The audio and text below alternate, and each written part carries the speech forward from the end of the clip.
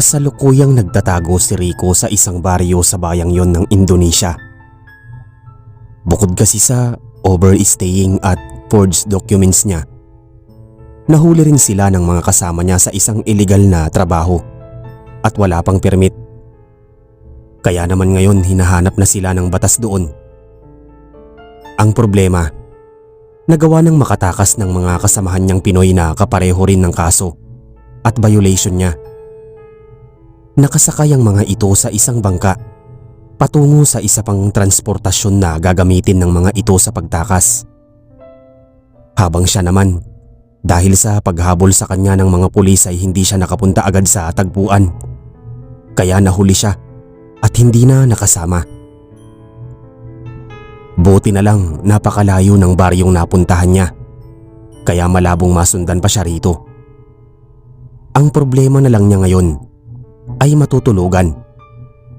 May natitira pa naman siyang pera, pero hindi na yon aabutin ng 1 taon kung gagastusin niya sa upa. Pero wala namang problema sa kanya yon. Wala naman kasi siyang balak magtagal pa doon. Hahanap at hahanap pa rin siya ng paraan kung paano makakatakas dito. Kaya naghanap siya ng mauupahang bahay doon na mura at maliit lang. Hindi na niya kailangan ng maayos na bahay dahil pansamantala lang naman. Pang ilang linggo o buwan lang habang nag-iisip ng paraan sa pagtakas. Sa bandang dulo ng baryo, nakakita siya ng maliit na apartment na gawa sa mga kawayan at kahoy. Ayon sa mag-asawang Pahar Susanto at Putri Handayani, yun na raw ang pinakamurang bahay na makikita niya roon. Kaya agad naman niyang ibinigay ang bayad sa mga ito. Pagkatapos ay sinamahan agad siya ng 2 sa loob. Maliit nga lang talaga ito. Pahaba ang estilo nito at nasa bandang dulo ang kusina. Sa bandang gilid ang banyo at may maliit na harang sa kanang direksyon kung nasaan naman ang kwarto. Kung kailangan mo ng tulong, magsabi ka lang sa kanila. Sabi pa sa kanya ng babaeng si Putri habang hawak ang perang ibinayad niya. Tumango lang siya sa mga ito at nagpasalamat sa matipid na paraan. Okay, we're going home now. Sagot naman sa kanya ng lalaking si Pahar. Iniwan na nga agad siya ng mag-asawa pagkatapos nilang makapag-usap sa lahat-lahat. Sinarado agad niya ang pinto at inilibot ang tingin sa buong paligid. Napabuntong hininga siya at humagod ng mahigpit sa noo. Sobrang galit na galit at dismayado siya. Marami nga siyang pera ngayon dahil sa mga illegal na pinasok nila. Pero hindi naman niya magamit ang mga ito basta-basta. Hindi siya makapunta sa ibang lugar na matatao dahil baka mahuli siya roon. Ang problema pa niya ngayon, saan pa siya hahanap ng transportasyon para makaalis dito gayong iniwan na siya ng mga kasama? Saan din siya hahanap ng kapwa Pinoy na may ginagawang illegal na nagbabalak din umalis para sana makasabay na lang siya? Sa sobrang galit, hindi niya napigilang suntukin ng isang pader. Parang gusto niyang umiyak pero walang luha nang lumabas sa kanyang mga mata. Parang gusto niya ring basagin ang bungo ng mga kasama pero wala na ang mga ito. Hindi man lang siya hinintay. Hindi man lang sila gumawa ng kaunting distraction sa mga pulis habang wala pa siya. Tumakas agad ang mga ito at iniwan siya. Hindi niya tanggap yon. Samantalang siya naman ang gumawa ng paraan lahat para makahanap sila ng matatakasan. Siya pa ngayon ang iniwan at tinalikuran. Pagkaraan ng ilang araw na pag-uobserba, napansin ni Rico na tila sobrang tahimik nga sa baryong yon. Walang pakialamana ng mga tao. Kahit lumabas siya, hindi siya kinakausap o tinitignan. Mababait naman ang mga ito kapag kinausap, pero hindi nga lang pala pansin. Isa pang napuna niya, masyadong layo-layo ang mga bahay doon. Maliban lang sa bahay ng mag-asawang Pahar at Putri na ilang lakad lang mula sa inuupahan niya ngayon. Kaya kung mangangailangan man siya ng tulong, sa dalawang yun lang din siya makakalapit. Pero ayaw na sana niyang umabot pa sa ganoon. Dahil hindi rin naman siya sigurado kung tutulungan siya ng dalawa. Baka ilaglag pa siya ng mga ito kapag na lamang nagtatago na lang pala siya ngayon at hinahanap ng otoridad. Isang gabi, naisipan niyang magluto. Bumili siya ng mga sangkap sa palengke. Pagkatapos ay nagsariling sikap na lang siya sa pagluluto. Hindi niya tinipid ang sarili pagdating sa pagkain kahit sa ganoong paraan man lang malabanan niya ang matinding stress. Pagkatapos niyang magluto, agad na siyang umupo sa lapag at doon kumain. At sa kalagitnaan ng kanyang pagkain, wala sa loob na napalingon siya sa nakabukas na bintana. Laking gulat niya nang makitang may nakatayo doon sa di kalayuan. Nakabalot ito ng pulang tela.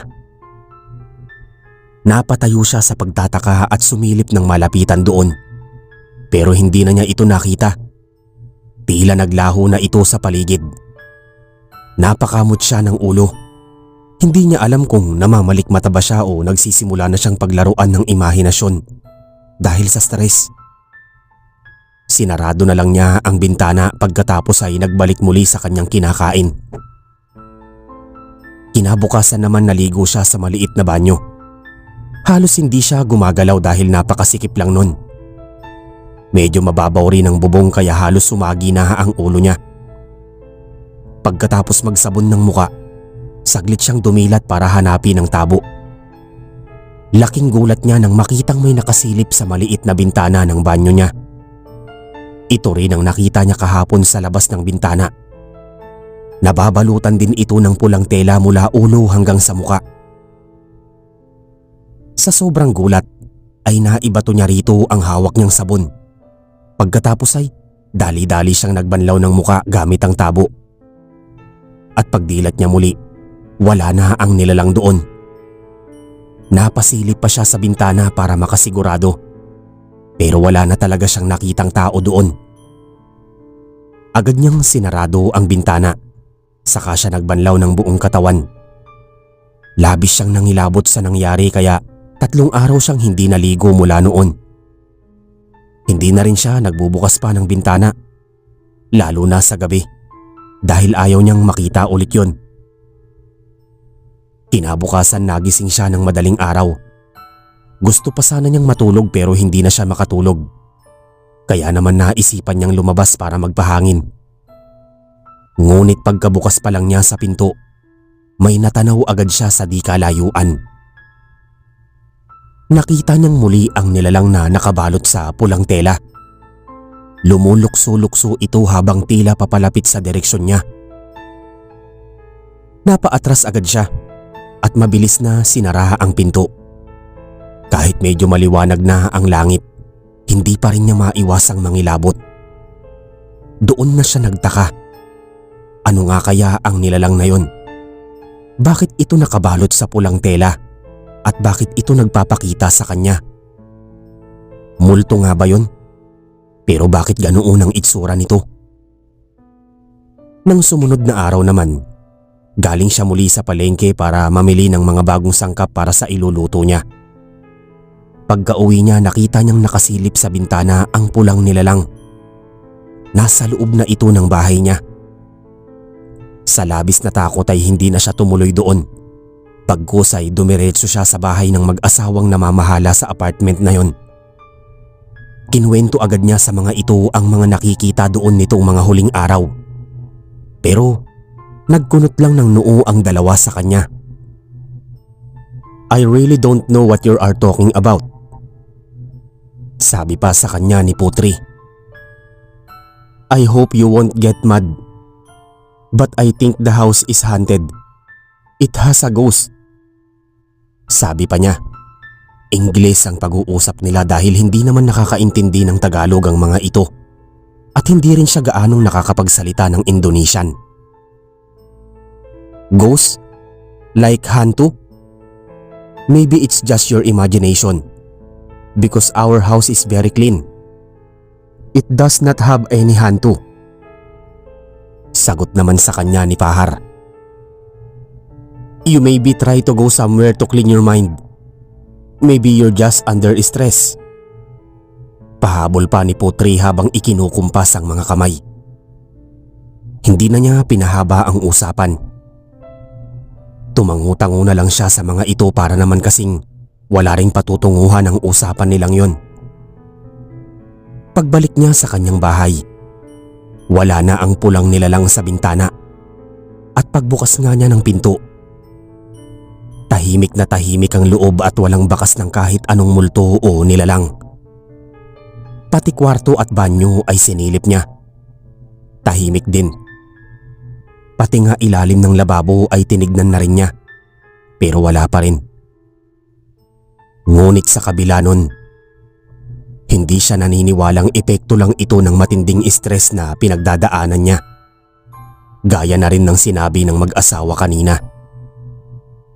Naniniwala siya na may nagpapakita talaga sa bahay na ito at hindi yun likha lamang ng kanyang imahinasyon.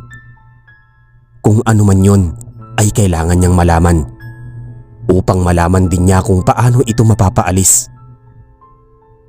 Hindi na kasi siya makakalipat pa ng ibang bahay.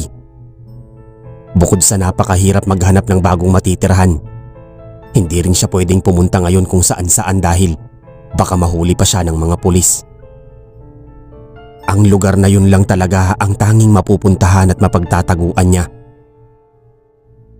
Habang nagpapahinga, naisipan niyang buksan ang internet ng kanyang cellphone. Ayaw sana niyang buksan yun dahil baka magamit pa ito ng pulis sa pag-trace sa kanya, pero napilitan na siyang buksan para makapag-search sa internet ng isang bagay na gusto niyang malaman. Sinubukan niyang hanapin ang itsura ng nilalang na nakikita niya, hanggang sa madiskubre niya ang nilalang na kung tawagin ay Pochong. Ayon sa pananaliksik niya, isa raw ito sa mga multo o espiritong kinatatakutan sa Indonesia. Ang mga pochong ay karaniwang nakabalot ng puting tela ang katawan. May mga tali sa ulo, gitna at paa. At kadalasang natatakpan din ng tela ang muka kapag nagpapakita ito sa tao. Kadalasan ay tumatalon lang daw ito sa halip na naglalakad dahil nga sa pagkakatali ng paa nito. Pero base sa mga nakita niya, ang pochong na tinutukoy doon ay karaniwang puti ang kulay ng tela na nakabalot sa katawan. Ngunit ang nagpapakita naman sa kanya ay pula ang tela. Kaya sinubukan niyang manaliksik muli. Doon niya nakita ang isa pang uri nito na kung tawagin naman ay Pochong Mera. Karaniwang pula raw ang telang nakabalot sa katawan nito at kilala daw itong mas mabagsik at mas mapanganib dahil nananakit daw talaga ito ng tao at kadalasan ay paghihiganti raw ang dahilan nito. Doon napaisip si Rico kung isang mabagsik at mapaghiganting pochong ang nagpapakita sa kanya, bakit naman siya nito nais paghigantihan? Sa pagkakaalam kasi niya, illegal na trabaho lang naman ang kasalanang nagawa niya rito. Pero wala pa siyang napapatay na tao. At wala rin siyang balak na umabot pa sa ganoon. Kaya bakit siya paghihigantihan ng isang pulang pochong? Gabi. Mahimbing na ang tulog ni Rico nang maalimpungatan siya. Bigla na lang kasing bumigat ang pakiramdam niya. Bukod doon ay nakaamoy rin siya ng tila lupang nabubulok. Napakatapang ng amoy na yon at parang nalalasahan din niya. Nang imulat niya ang mga mata, agad niyang napansin ang bukas na bintana sa kwarto. Napaisip nga siya kung bakit nakabukas yun. Gayong sa pagkakatanda niya ay naisara niya yun kanina. At pagsilip nga niya roon, ganoon na lamang ang pagkasindak niya nang muling masilayan ng pulang pochong. Nakasilip itong muli sa bintana niya. Sa sobrang takot ay napabalikwas siya ng bangon. Ngunit mabilis ding nawala ang pochong sa bintana. Nanatili siya ng ilang minuto sa kinaroroonan habang nakatitig doon. Hinihintay niya kung may bubulaga muli. Pero nang kumalat na ang katahimikan, doon pa lang siya tumayo para maisara yon. Ngunit sa pagkasara niya sa bintana, Doon naman sumunod ang isang malakas na katok sa pinto ng kanyang kwarto. Sobrang lakas ng katok, parang naisgibain ang pinto niya. Muli siyang sinakluban ng matinding kilabot. Kumabog ng malakas ang dibdib niya habang tumitindig ang mga balahibo. Sa sobrang pagkataranta, naisipan niyang magtago na lang sa ilalim ng papag niya. Doon siya sumiksik at makalipas nga ng ilang sandali, biglang bumukas ang pinto. Nangilabot siya nang makita ang pulang potsong sa harap ng pintuan niya. Dahil nasa ilalim siya ng kama, ang paalang nito ang tanging nakikita niya. Bigla itong lumukso papasok sa loob. Sa bawat paglukso nito, napapaatras siya lalo sa pinagtataguan. Palakas din ng palakas ang tambol ng dibdib niya habang nanginginig sa sobrang takot ang kanyang katawan. Lumukso ng lumukso ang potsong hanggang sa makarating ito sa harap ng kama niya. At makalipas ang ilang saglit, bigla itong lumundag paakyat sa papag. Naramdaman niya ang pag-uganon na parang dinaganan ng mabigat na bagay. Lalong nang hilakbot si Rico. Hindi na niya kinakaya ang labis na takot. Parang papatiran na siya ng hininga. Nangingilid na rin ang kanyang mga luha at parang gusto niyang magdasal sa Diyos.